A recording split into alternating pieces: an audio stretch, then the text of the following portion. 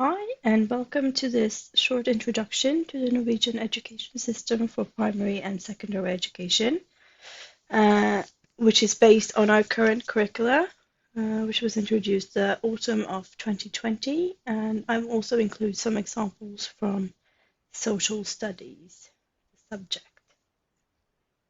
Just a quick tip, if you are an exchange student or a native English speaker, uh, or have a very keen interest in Norwegian education, the Ministry of Education have something that they call the Norwegian Education Mirror, um, where they present and publish data about our education system. So yeah, look that up if you're interested. Okay, so this is the structure of our current curriculum. We have what we call a core curriculum, which is kind of like an umbrella that should be taken into consideration in every subject and every learning activity that goes on in Norwegian schools.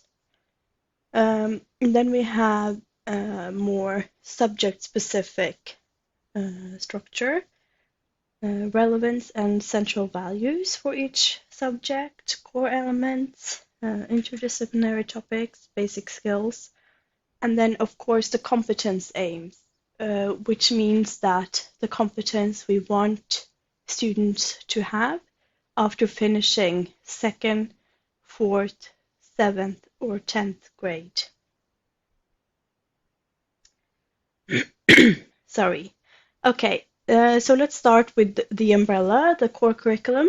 Uh, the core curriculum says something about the values that should be visible for all students in their education, no matter what subject, such as human dignity, identity, and cultural diversity, critical thinking and ethical awareness.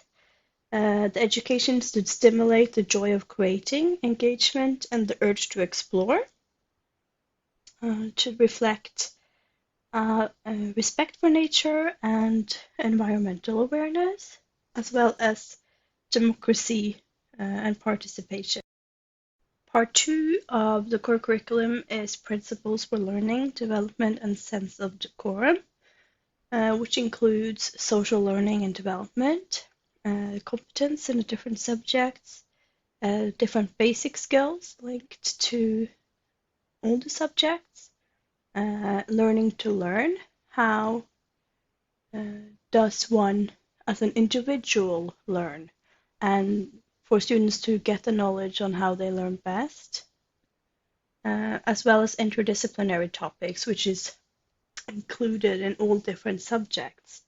Um, for social studies, we have both health and life skills, democracy and citizenship, as well as sustainable development. But not all of these are included in every subject. For English, for example, only health and life skills and democracy and citizenship is included.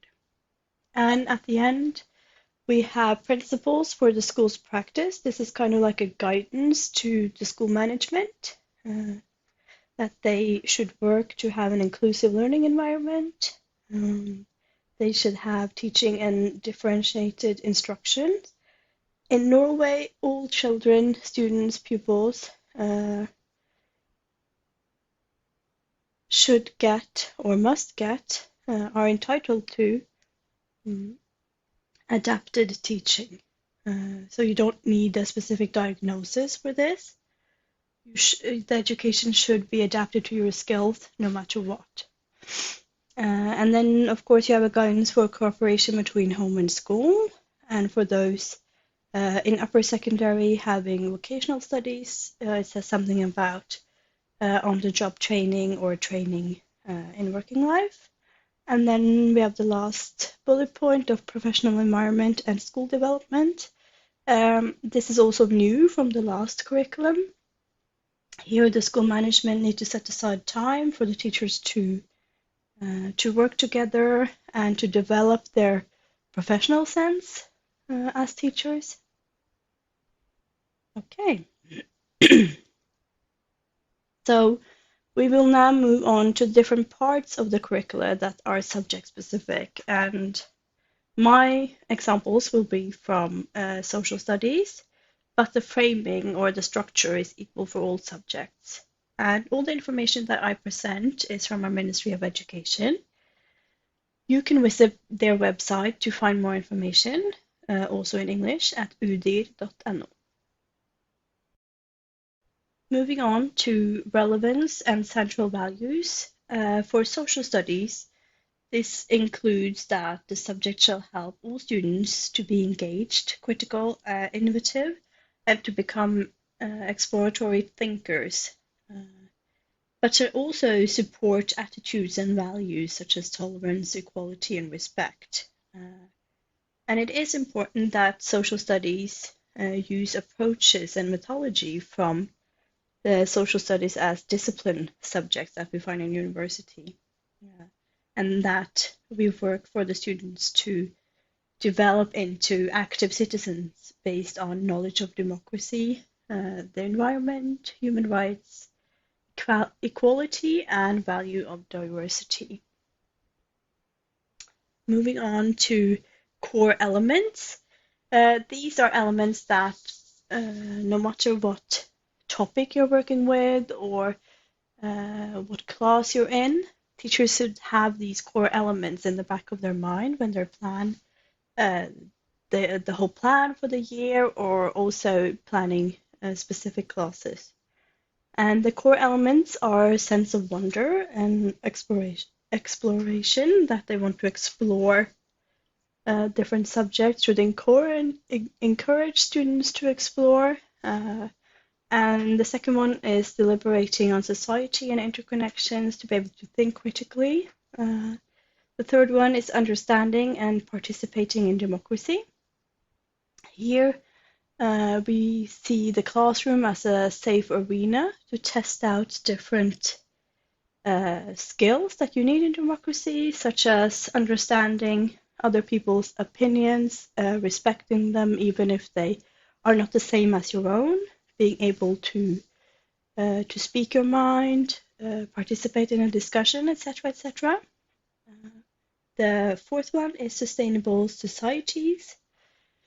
Here you see the connection between the 3 dimensions of sustainability, among other things. And then the last one is the development of identity and belonging. So for the students to gain insight on or into how people develop their sense of identity and belonging, and how we interact with others. Moving on to our interdisciplinary topics. As I said, these topics are all included in social science or social studies, but in other subjects, maybe only 2 of them are included. But within social studies, within health and life skills, we focus, for example, on identity, how to prepare our students for the life choices that they will face in adult life, to enhance respect and tolerance for diversity within democracy and citizenships. It is, of course, to create and participate in democratic processes, to learn about democratic values and principles. Here, the critical thinking also is introduced again to help them prepare for dealing with disagreement and to consider the value of different perspectives. Here we also need to mention that the terror attack that we experienced this 22nd of July in 2011 is also explicitly mentioned. And the last interdisciplinary topic is sustainability, to learn how the 3 dimensions of sustainability work together, economic, environmental, and social development, and also how they might come into conflict with each other. The relationship between nature and society, of course, climate, environment, climate change, and especially to reflect and discuss dilemmas within sustainability, and see how one as an individual or as a group or a whole society have significance when it comes to working towards a sustainable future. Moving on to basic skills in social studies, we find oral skills, being able to listen to, interpret, formulate, and present opinions, to respond and discuss your opinions with others within writing. We want to create or develop the ability to plan, structure, and work with texts that has been adapted to the purpose or the context. Within reading, we focus on the ability to explore, interpret, and deliberate on various historical, geographical, and social studies sources. And I'm not sure if I mentioned it earlier, but social studies in Norway is a mix of history, geography, and social knowledge. It is only when they move to upper secondary that these subjects are split into independent subjects. Moving on to numeracy, the ability to compile, work with, and analyze and use statistics and big data within a context. And then digital skills is a key topic or subject within social studies, and to help our students develop digital citizenship means having digital skills in social studies refers to the ability to use digital tools such as finding, processing, and navigating in digital sources, as well as critically assess digital sources and select relevant information. Okay, so I will now move on to the competence aims, but just wanted to show you how we organize our education. Between the age 1 to 6, our children go to kindergarten, and then they start primary school at age 6, move on to secondary school at around age 13, but of course it depends at what time of the year you're born. And here we start introducing grades. So the whole primary education is not being graded for students. And then after secondary, grade 8 to 10, they apply to upper secondary school, and here they can choose going into a direction where in their future they want to study, so specializing in different subjects, or they can choose more of a vocational study, and then after 2 years they move into to training, and this is also graded. Okay, so we have competence aims, which is clearly stated goals for the education after year 2nd or the 2nd grade, after the 4th grade, after the 7th grade, and after the 10th grade. So I just picked competence aims from each of these grades that included sustainability to kind of show you the I can say staircase thinking, that you build the competence and then you build on top of that competence and you kind of evolve it all the time. It makes it more complicated or advanced as you go.